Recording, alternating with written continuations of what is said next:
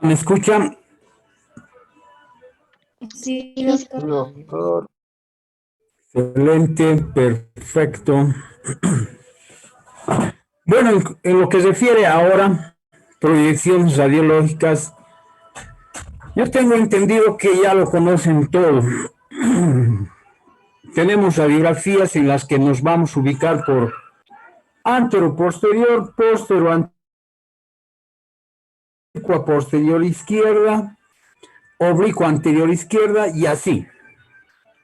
Una serie de imágenes en las que tenemos que nosotros saber reconocer qué tipo de proyecciones se han obtenido en las placas radiográficas. Por eso siempre yo enfatizo que lo primero que hay que aprender es hacer las placas radiográficas, tomar de manera correcta las radiografías, para que en anatomía radiológica nosotros ya evaluemos esa radiografía, además de evaluar, interpretar. Hacemos al revés o a paralelo quizá, que por ejemplo técnica radiológica 2 esté a la misma altura que técnica radiológica 1 y peor todavía, anatomía radiológica. Por lo tanto, esto ya se exige ya. Por ejemplo, esta es una proyección axial en la que tenemos que determinar y ver ciertas situaciones. ¿Por qué es una proyección axial? Generalmente el rayo central va a recorrer internamente el eje mayor de la región a ser examinada.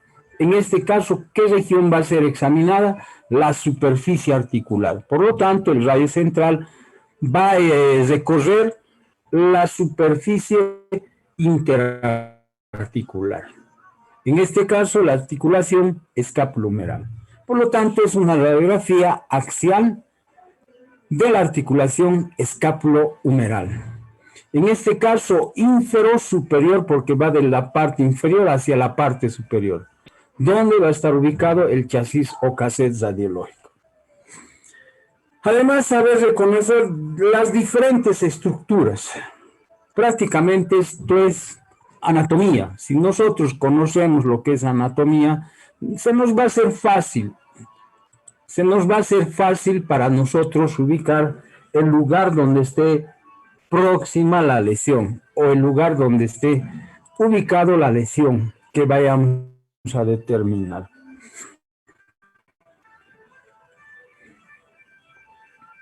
Diferentes superficies, por ejemplo, acá tenemos la clavícula y parte del acromión. El acromión que ha de ser la superficie articular. Ahí podríamos determinar una luxación acromioclavicular. Si nos fijamos, la clavícula tiene un conducto medular. Tiene un conducto, la escápula también tiene un conducto. Una densidad, una superficie externa que va a ser mucho más compacta. Y una superficie media entre ambas superficies compactas, o la cortical, como se denomina en la superficie. Generalmente los traumatólogos lo refieren como cortical. Nosotros veamos fracturas, vamos a ver interrupción de la cortical, o a veces también interrupción del tejido esponjoso, o de la medular, de la parte medular, del tejido esponjoso.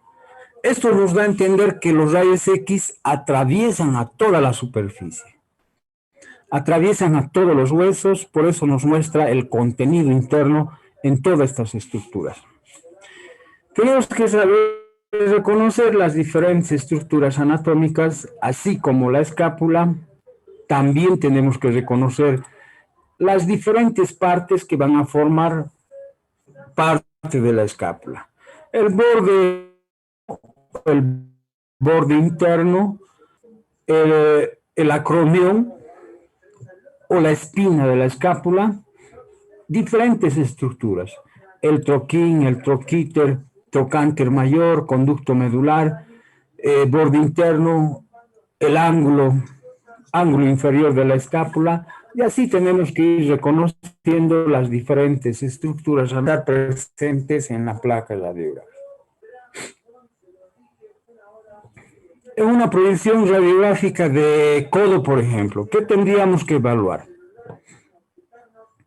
Que la radiografía se la hace en AP, en extensión, ¿ya? En extensión máxima, máxima extensión del antebrazo sobre el brazo. Y la lateral siempre la hacemos en flexión a 90 grados. ¿Para qué? Para poder determinar si es que va a existir luxación en este codo. Y así como les decía, todas las radiografías tienen el por qué hacemos una proyección referente a la otra proyección. Lo que hacemos es acá trazar una línea. Esto tiene que estar a 0 grados. Acá está angulado prácticamente. Yo ya estaría viendo que está angulado a unos 5 a 10 grados. Y acá tiene que pasar por el cuerpo del cúbito. Este es el cúbito, este es el radio. El radio está viniendo por acá, ¿no? Si nosotros trazamos una línea, si nosotros tenemos que trazar una línea, tiene que pasar por la parte central de la cabeza o la pequeña cabeza del húmero. Entonces, cada radiografía tiene su porqué. ¿Por qué lo realizamos? Por ejemplo, esta radiografía ya estaría mal para mí. ¿Por qué? Porque no tiene la determinación de una angulación del antebrazo sobre el brazo. Y el dedo pulgar tiene que estar apuntando hacia arriba, es decir, a 0 grados. Ni en pronación ni en supinación. No tiene que estar la mano del operador o del paciente, más bien, ni en pronación ni en supinación. Tendría que estar a 0 grados. ¿Para qué hacemos esto? ¿Para qué exigir a 90 grados? Flexión a 90 grados. La mano no tiene que estar en pronación ni en supinación, porque si está en pronación o supinación, se separan así los huesos, como vemos en esta radiografía. ¿Por qué? Porque generalmente nosotros tenemos que también determinar si existe o no luxación a este nivel, ¿no? Si nos pedirían de manera específica para ver luxación en esta radiografía, luxación en la articulación del codo, prácticamente no nos serviría esta placa radiográfica. Ya cada radiografía tiene su forma de evaluar.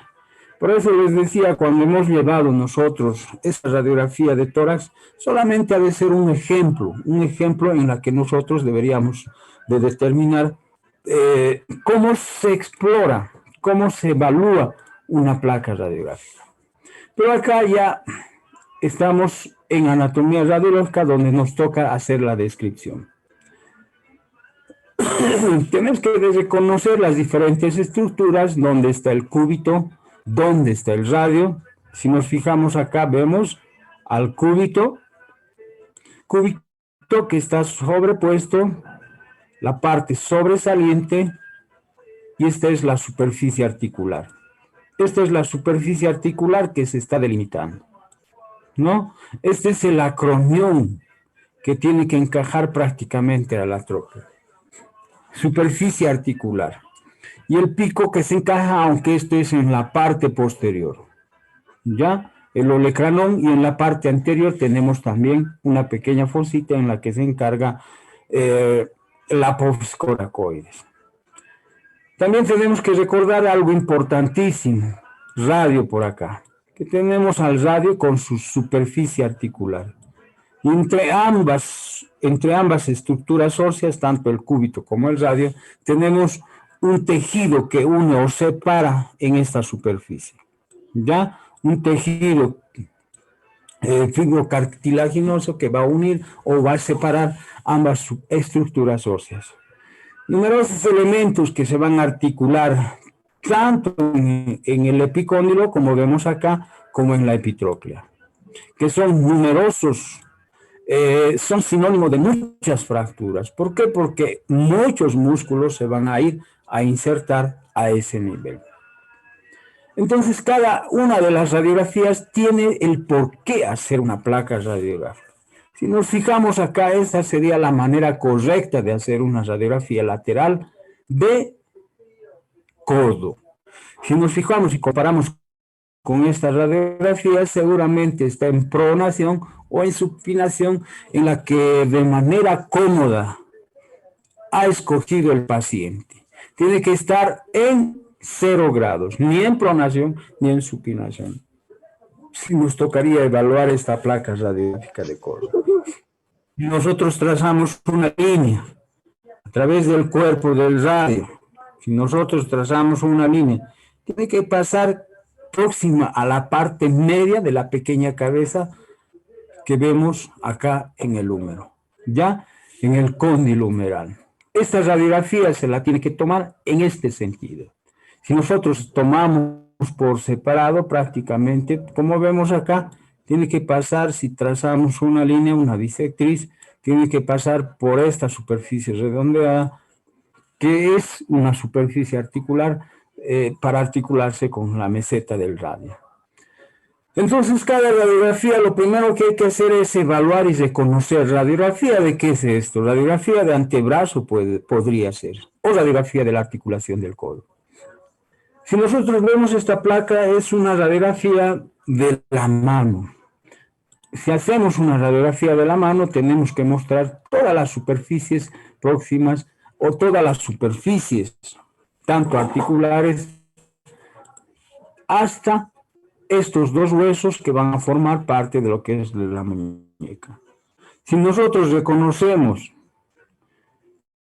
las diferentes estructuras, como por ejemplo los huesitos que van a formar la superficie articular, el semilunar, pisiforme, escafoide, semilunar, hueso grande, hueso ganchoso.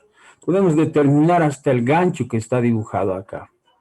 La superficie articular, las articulaciones interfalángicas, primera, segunda y tercera, falange, carpo, metacarpo, este es el carpo, metacarpianos y los dedos. O algunos determinan, como en la antigüedad, falange, falangina y falangeta. A diferencia de todas estas estructuras, el dedo pulgar solamente tiene 2 falanges. Y en los huesos vamos a encontrar estructuras, como se denominan, espolones, como acá les estoy marcando. Espolones que son superficies donde, por ejemplo, acá se articula el abductor corto del pulgar.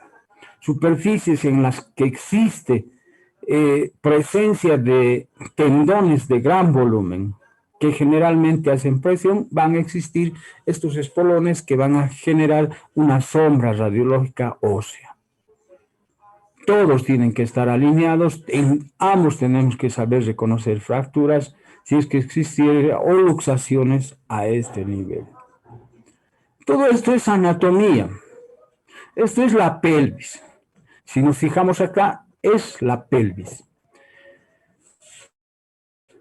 Próximo a lo que les estoy dibujando, existe una línea de densidad aérea en ambos arcos costales. Ya en ambos arcos costales, en todas las estructuras óseas, existen cartílagos de crecimiento o los conductos nutricios también que podrían estar relacionados con cada uno, como por ejemplo, acá vemos un conducto nutricio, que podría hacernos pensar que existe una fractura acá, pero no es un conducto nutricio. Ya es un conducto nutricio o, claro, es el conducto nutricio. Entonces tenemos que tomar en cuenta diferentes elementos que van a formar parte, como acá, por ejemplo. Acá estamos viendo una línea por encima de esto que les estoy trazando, existe una línea de densidad oscura que asemejaría fractura, pero no es fractura, es el cartílago de crecimiento del paciente. Se puede determinar que este paciente todavía está en proceso de crecimiento. Tendrá 19 o 18 años este tipo de paciente. Si nos fijamos acá, existe una superficie, se dibuja claramente. Para mí no existe mejor forma de diagnosticar que una radiografía de pelvis cuando existe cualquier tipo de fractura o lesión.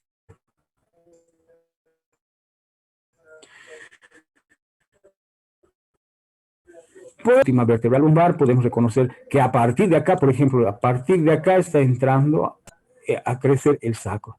Podemos reconocer diferentes densidades, densidades aéreas, puntos de densidades aéreas intercaladas con densidades diferentes que tienen una tonalidad intermedia entre la estructura ósea y la densidad líquida y aire, por ejemplo, densidad aérea. Si en la vejiga existe contenido líquido, normalmente en la radiografía lo vamos a poder determinar o ver con facilidad. Pero acá vemos contenido de heces fecales, gran cantidad de heces fecales que están generando imagen radiológica. La imagen radiológica que habíamos determinado en miga de pan de manera que se presenta en forma de puntos de densidad aérea, densidad líquida y otra densidad más que es la pastosidad de las heces fecales. Podemos reconocer las diferentes estructuras que ustedes ya saben. Solamente es aplicar anatomía descriptiva. Podemos determinar las sínfisis del pubis, un espacio entre las sínfisis del pubis que generalmente está ocupado por cartílago interarticular. Podemos determinar los agujeros, estos agujeros que son determinantes para si es masculino o femenino, ¿no? Podemos determinar los agujeros obturadores. Y así, crestas ilíacas, cresta ilíaca anterosuperior, tuberosidad anterior y en diferentes posiciones. Esta es una proyección anteroposterior de pelvis. Lógicamente, en leve rotación, es decir, que hacemos para obtener esta posición en la que estamos viendo, tanto el cuello como la pequeña cabeza, hacemos que el paciente toque la punta de los dedos del pie y separe los talones aproximadamente unos 15 a 20 centímetros. Para hacer esta otra proyección es otro tipo de posición.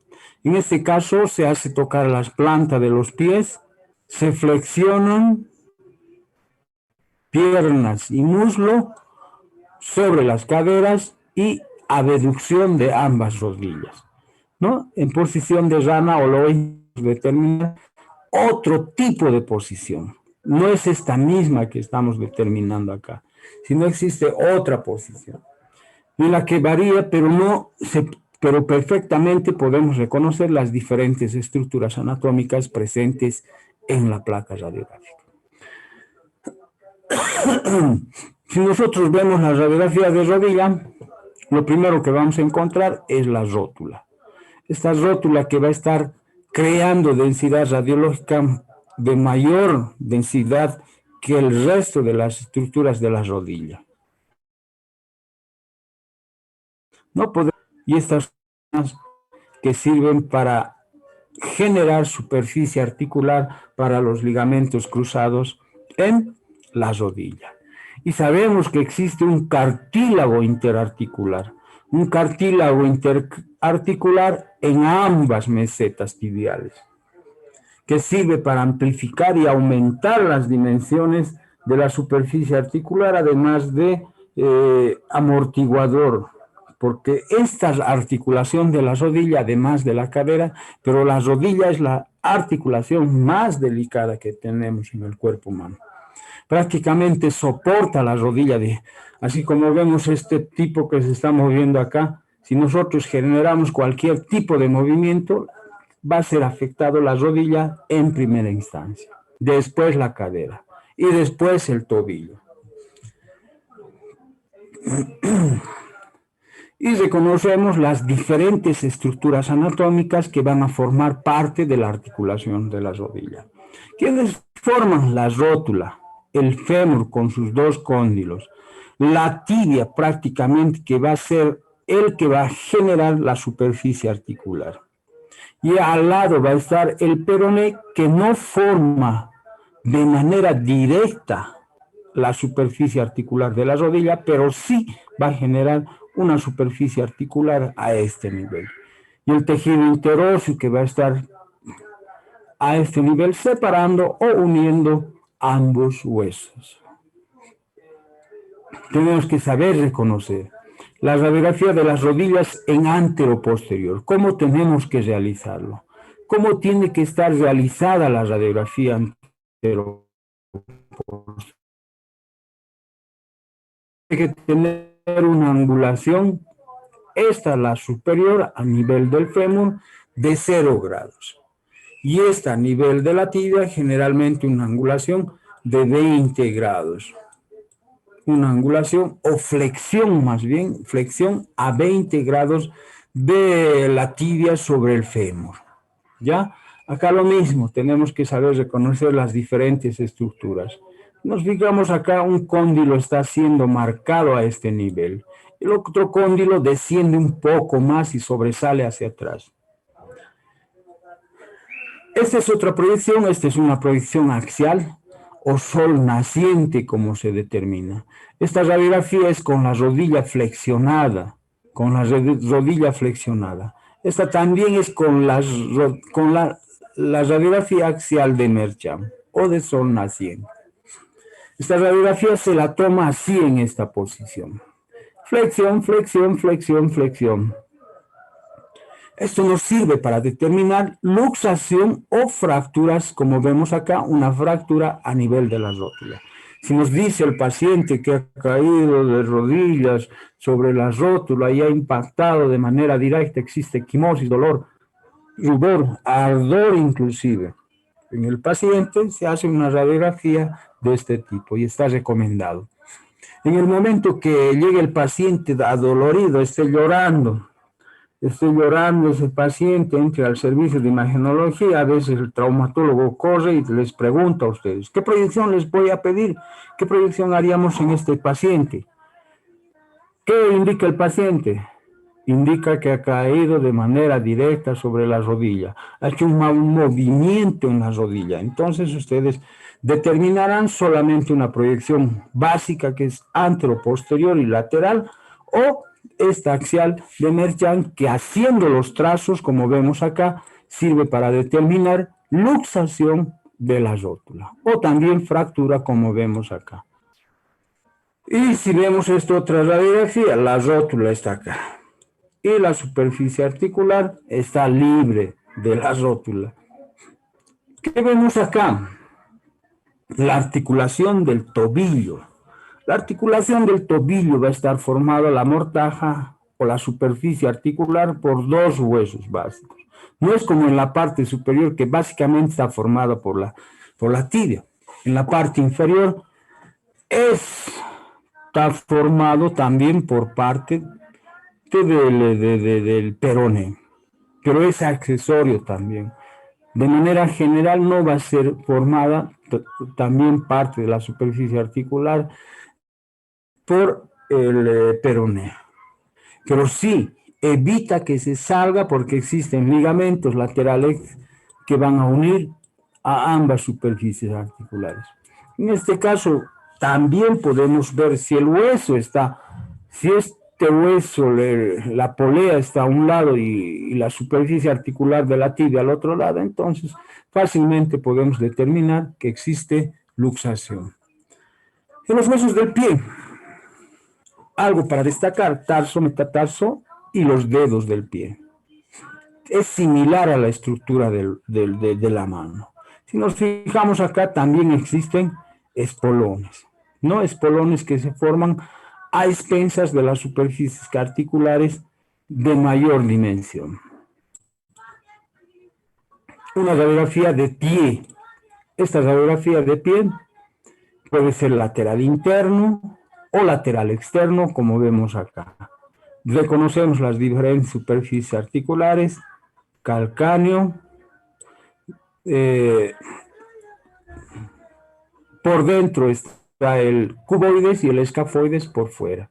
Primera, segunda, tercera cuña, tarso que van a formar el tarso, los metatarsianos y los dedos del pie.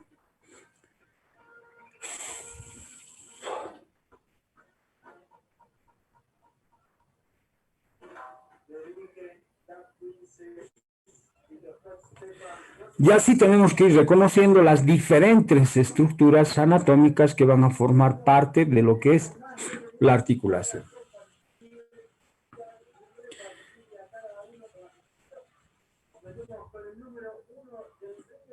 ¿Qué es la displasia de cadera? Displasia de cadera o luxación congénita de cadera. Generalmente hacemos las radiografías en pacientes hasta los 2 años de edad. Ya esas radiografías se realizan en pacientes hasta los 2 años de edad, en la que vamos a reconocer a través de puntos referentes, a través de puntos de osificación. Generalmente se incluye, acá dice, hasta los 6 meses de edad.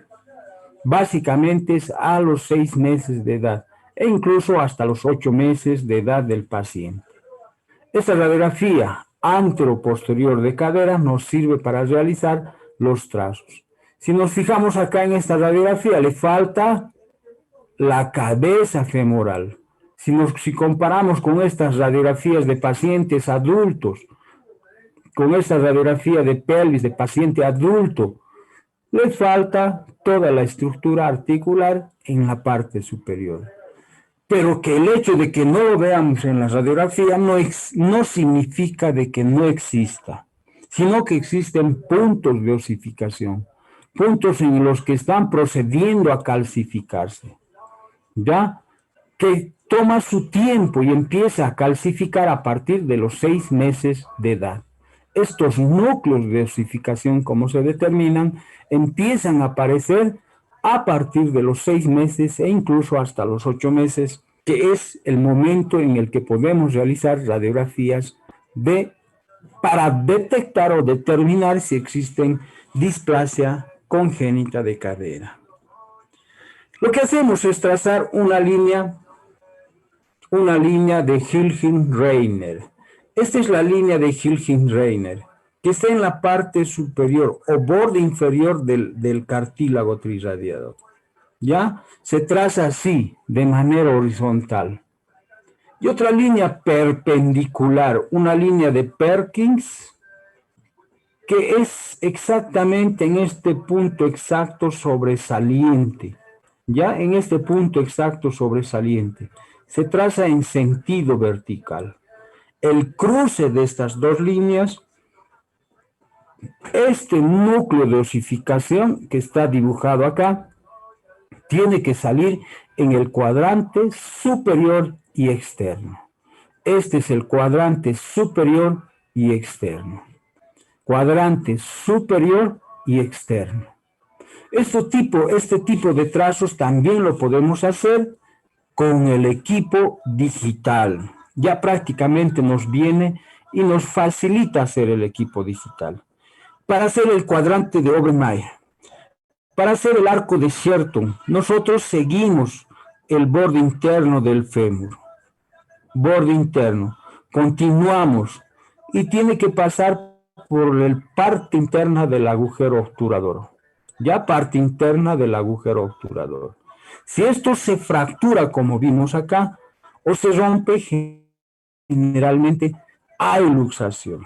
Si nos fijamos acá, este núcleo de osificación está en el cuadrante inferior e interno. Pero el verdadero, cuando se dice que no existe luxación, tiene que estar en el cuadrante superior y externo, como vemos acá. ¿Ya? Este es patológico, este es normal. ¿Qué pasa si nosotros nos quedamos o también trazamos una angulación a través de la línea de Hilgin-Reiner? Esta línea de Hilgin-Reiner que se ha trazado, si nosotros hacemos un ángulo justamente coincidiendo con este borde inferior,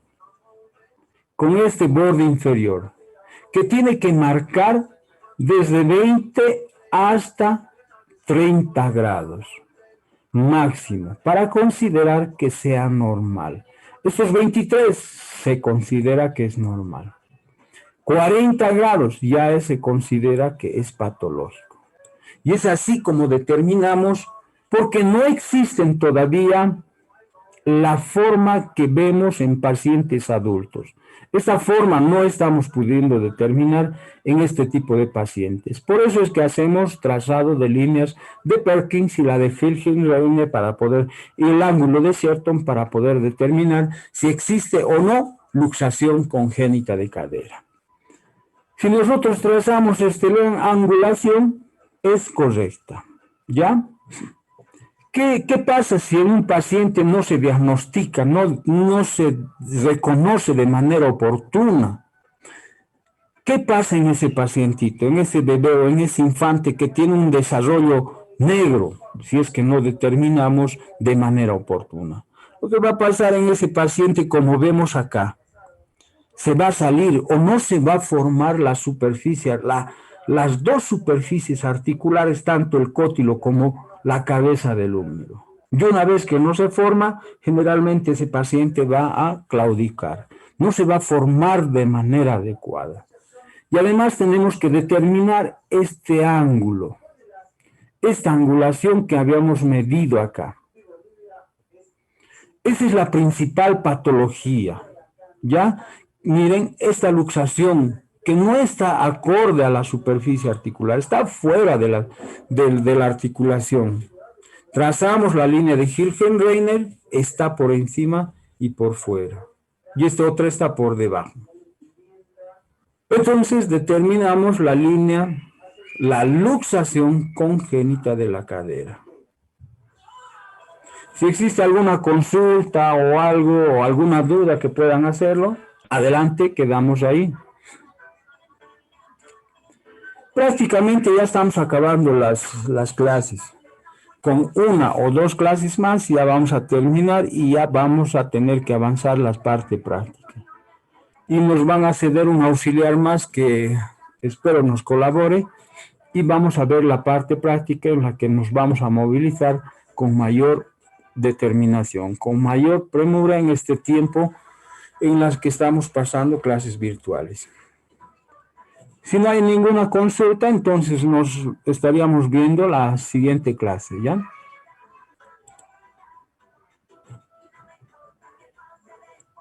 Bueno, hasta la próxima entonces. Hasta luego, listo. Gracias. Hasta la próxima. Nos vemos.